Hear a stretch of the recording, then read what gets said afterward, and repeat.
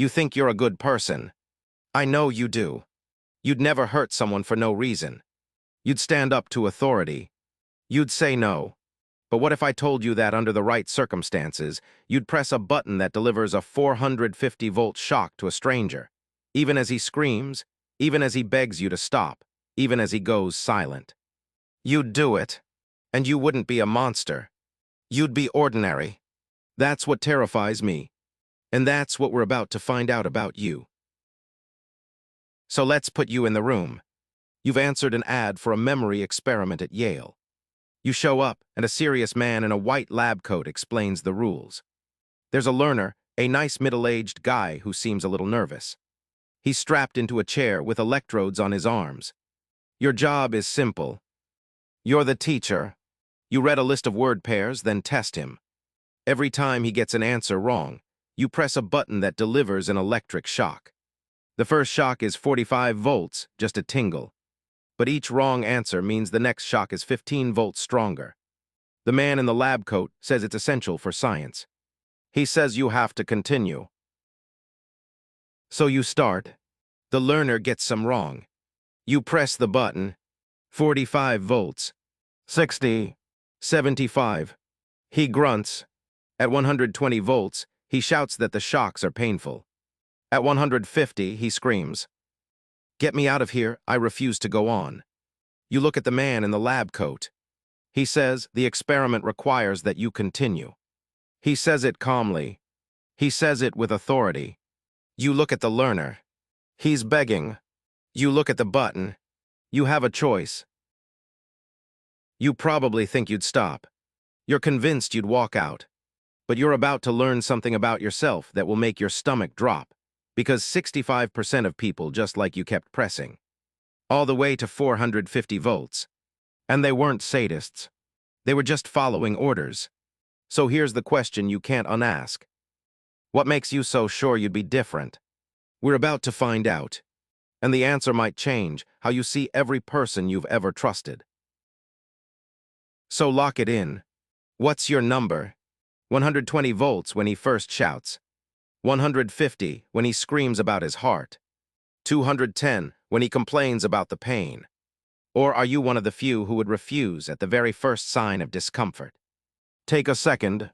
Really commit. Because here's the trap. You're making that decision while sitting comfortably in your chair, watching from a safe distance. But in the room, there's no distance. There's the man in the lab coat, inches from your shoulder, telling you it's okay. There's the learner's voice, muffled through the wall. There's the hum of the shock generator. And you've already pressed that button 5 times. 10 times. Each time you said yes. Each time the voltage went up. The learner didn't die yet. So how bad could it be? That's the foot in the door. The first shock was 45 volts, a tingle. The next was 60, still mild. By the time you reach 150, you've already established a pattern of obedience. You've already told yourself, I'm just following the rules. Stopping now would mean admitting that all those earlier shocks were wrong. It's easier to keep going. And the experimenter knows that. He has 4 prods delivered in order. First, please continue. Second, the experiment requires that you continue. Third, it is absolutely essential that you continue. Fourth, you have no other choice, you must go on. Most subjects obeyed all 4. And when the learner went silent at 330 volts, they kept pressing. Not because they enjoyed it, because they felt trapped. Every single person who participated hesitated at 150 volts. Every single one. But 65% pressed through to the end. The shocks were fake. The learner was an actor. But the stress on your body would be real. You'd sweat. You'd tremble. You'd beg the experimenter to stop. And then you'd press the button anyway. Now let's step back and look at the mechanism. Stanley Milgram called it the agentic state. Normally, you operate in an autonomous state.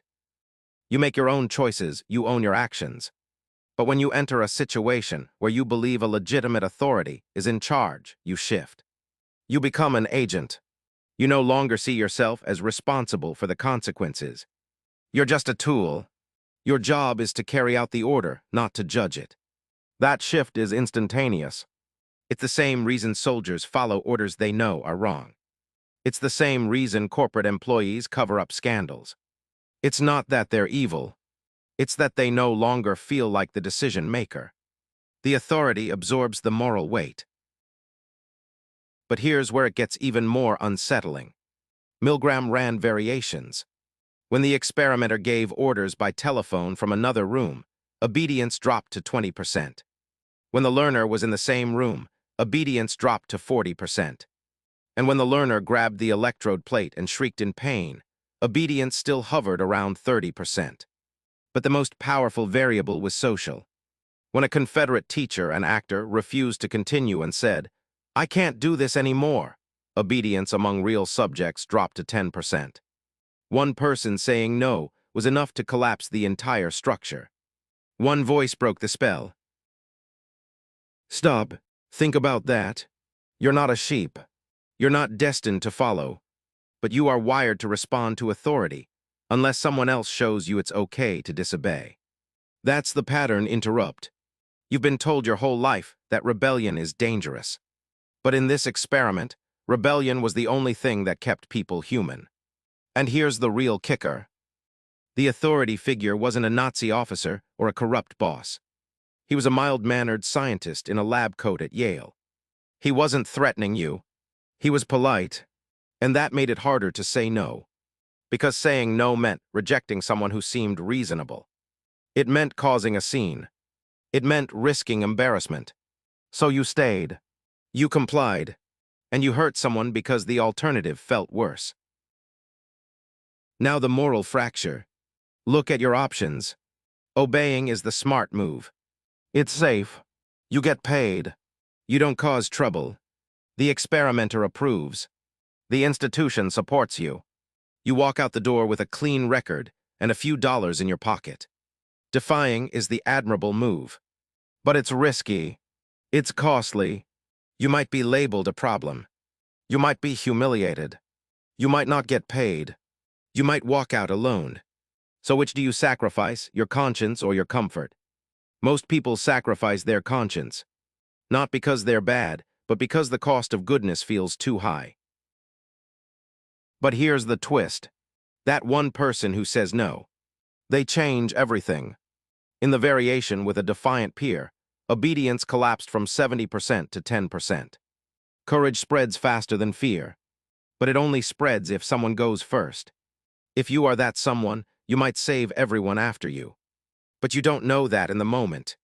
In the moment, you only know that you're sweating, the experimenter is staring, and the learner is silent. And the button is right there. So here's the question you can't escape.